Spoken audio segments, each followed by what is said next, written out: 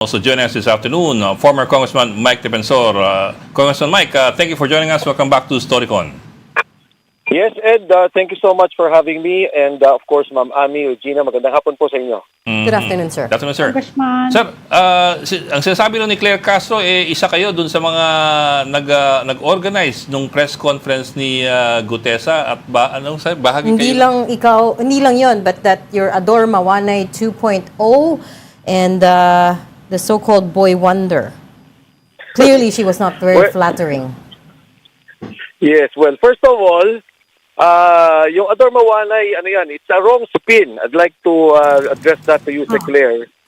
Kung gusto lang i-spin yung story, I think that's a wrong spin because I was never involved in the Ador Mawanay issue. I think nami-mistake nila dun sa Udong Mahusay issue because there was an instance before in the past na yun nga, yung supposedly na kinidnap si Udong and yun na yung issue. So that's a different issue altogether. Walang involvement of witnesses in that particular case. Now, in the supposedly I was involved, siguro masasabi ko, hindi ako involved in a sense na I spoke to the soldiers. I know I was involved in the affidavit o yung kwento nila. No. But yes, I'm helping them out and I will continue to help them. And I believe in what they're saying because precisely, ito yung sinasabi ni Gutesa. So ako personally, nung narinig ko na lalabas itong mga sundalong to, nabanggit ko kay Attorney Levy that I will help out. And I will continue to help them because what they're saying is correct. Now, in particular, dapat ang tingnan nila is the real issue. Totoo ba itong mga delivery? Ang daming pictures, pati yung picture ni Gutesa nandyan. Teka lang. Delivery ng mga pera. So ito yung mga dapat i-address nila. Sir, before we get on to the deliveries, the implication there is that you're more than just helping out, that you're actually one of the ones behind this and organizing this. Is there any truth to that? And secondly, when you say helping out, ano po ibig sabihin nun? Do you mean you're funding it? Do you mean you're helping with logistics? Do you mean you're coordinating with the 18 gentlemen? What is it? I will help out in whatever way I can because what they're saying is true. But that the government should address the issue, Bongbong Marcos should address the issue, the senators and the congressmen, ano yung perang dinideliver. Yung ICC should be addressed. Yung in-address ni Senator Trillanes that did not come from me but the soldier. So, kung ang tanong lang mastermind ako, hindi. Dahil wala naman akong alam sa kwento. Hindi ko alam yung mga delivery, hindi ko alam yung mga pictures. Pero kung tutulong ako sa kanila para ilabas ang katotohanan, I will continue to do that. Ikaw ba ang former GMA cabinet official that Claire Castro was referring to? Do you think that was an operator and every time though this person gets involved, something is fishy? I don't know what you're saying. I think the issue should be addressed. Kung may hindi totoo sa sinabi ng Marines, edi sabihin na hindi totoo, may fishy. Then I will tell the Marines, ito yung issue dyan, ito yung problema. But as far as I'm concerned, I will continue to help them and those who will come out in the future na magsasalita sa korupsyon sa bansa natin, I will continue to help them as much as I can. Pero sir, may ilang naging problematic na instances. Like for example, this morning si Baligod, si Attorney Baligod, said the inclusion ni Laila de Lima dun sa maleta receiving case, maleta receiving accusation, may have been an oversight on his part. Actually, confusing pa nga pagkaka-interview sa kanya kanina kasi sabi niya, it's an oversight on his part, sinabi lang si De Lima dahil nakikipag-meeting siya sa ICC, pero sa huli, inulit naman ni Baligod na tumanggap si De Lima daw, hindi na maleta, pero ng paper bag. Although yesterday sa atin, sinabi niya na maleta. Oo, so which parang one nag-iiba talaga? Hindi naman may iba po yun, Mamami, Regina, kasi, Ed, dahil nasa affidavit na pinirmahan na yun sa notaryado. Kung magkamali man ng paliwanag. Sir. Hindi po siya, it wasn't signed and it wasn't notarized. We asked No. There's already a signed affidavit. Was that yesterday? Sabi ni Atty. Baligod. Can I just finish the story? Can I just, so si Atty. Baligod, ayaw niya maglabas ng signed affidavit. Ang ginawa niya, sabi niya, after I give it to the ombudsman, doon ko siyang ibibigay. So yung lumabas ngayon, yun na yun. Ang sinabi ni Atty. Baligod, yung kay De Lima kasi nakalagay na congresswoman. Hindi naman sa congresswoman nung binigyan siya ng pera. So, maganda yan para ina-address natin yung issue, magtawag sila ng formal hearing magsasalita yung mga sundalo. Kasi alam mo, madaming mga tumatawag sa akin mga congressmen na nagsasabi, nagtatanong, ano ba yung sinabi? Wala talaga akong alam. Now, pag Yes, tinanong sir. ko kunyari, I will not name the particular person, sinabi ko, sinabi, totoo ba itong nabigyan ninyo ng ganito? Totoo daw. Nakita nila, pumasok doon sa town hall, sila yung nagdala ng envelope. So maganda yan, maghaharapan. So sasabihin nila, nakita ka namin, nung araw na to, ikaw nagbigay. Pero sir, yun pa lang Congressman. meron kayong sinasabing may alam kayo na wala dun sa affidavit. Kasi ito, sinasabi nyo, binigyan ng pera si De Lima nung hindi pa siya congressman. That's not even in the, that's not even in the affidavit. No. I'm clarifying. Ang sabi kasi na Attorney Levy, ang mistake niya doon ng oversight, inilista niya na yung mga congressmen na binigyan. Aha.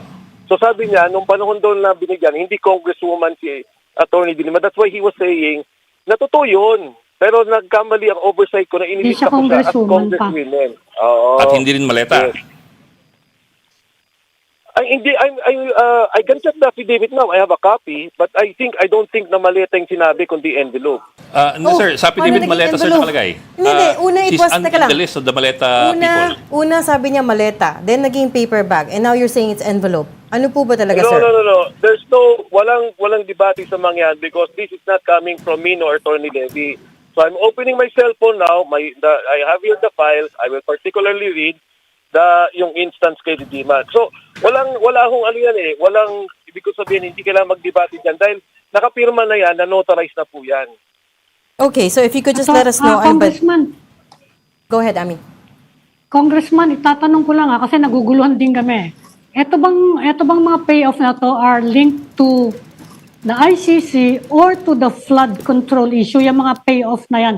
Kasi nabanggit nyo rin na continuation to ng testimony ni Orly Gutesa na nawawala ngayon, di natin alam kung nasan.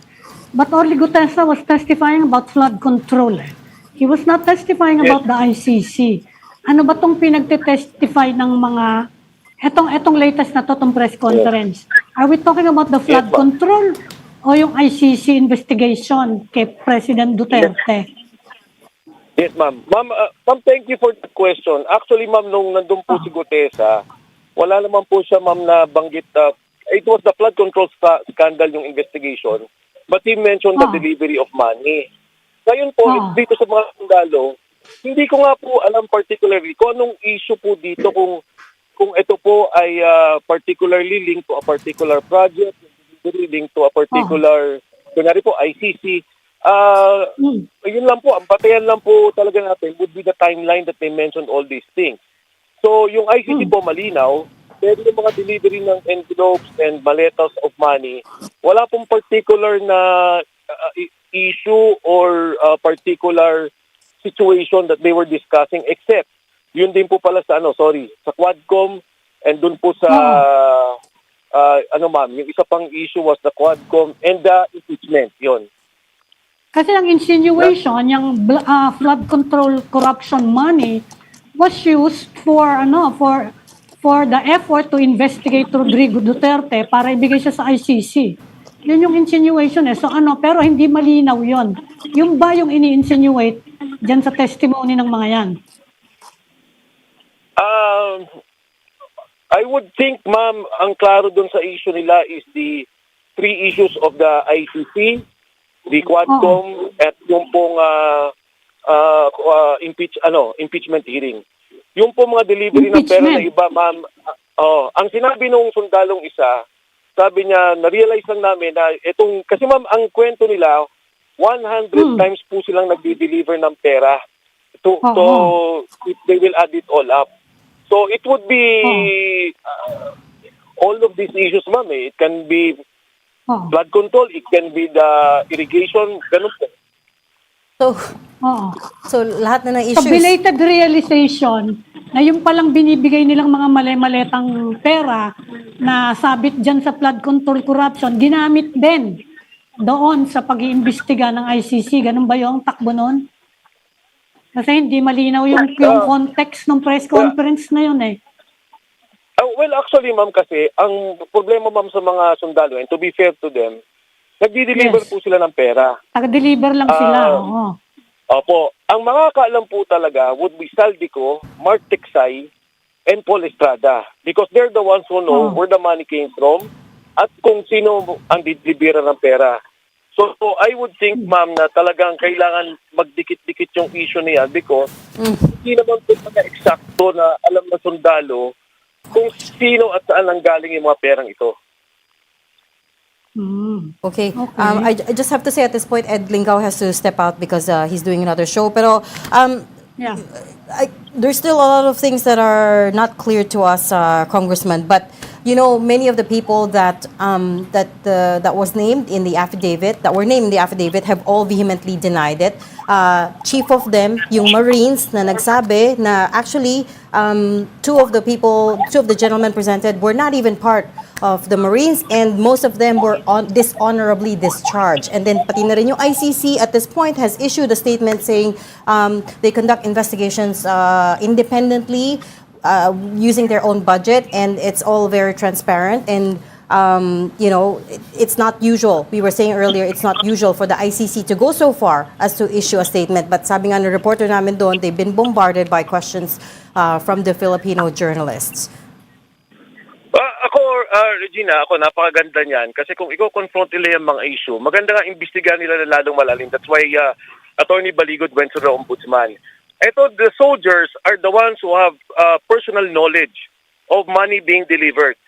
Thousands, billions of money. Sorry, not thousands. Billions of money being delivered. Ang sabi nila, nung nakausap ko yung isa, minimum is 500 million, maximum is about 3 to 4 billion per delivery. And that's about 3 times a week.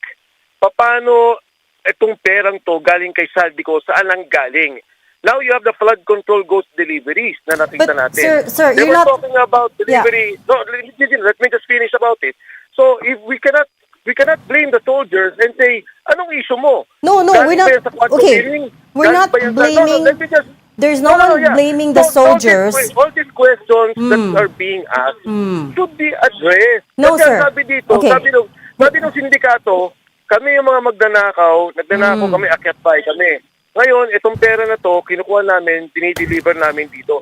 So, hindi sila yung mastermind. Okay, They're sir. not part of Yeah. the actual business. No one, to be Yeah. very clear, no one is accusing the soldiers at this point. All I'm saying is they are being discredited. Okay, the Philippine Marines themselves said most of them are dishonorably discharged. Agreed. So it speaks to their credibility. Just like last time that you guessed it on our show, you said Orly Guteza was at the Marines compound, and the next day the Marines told us that that is 100% not true.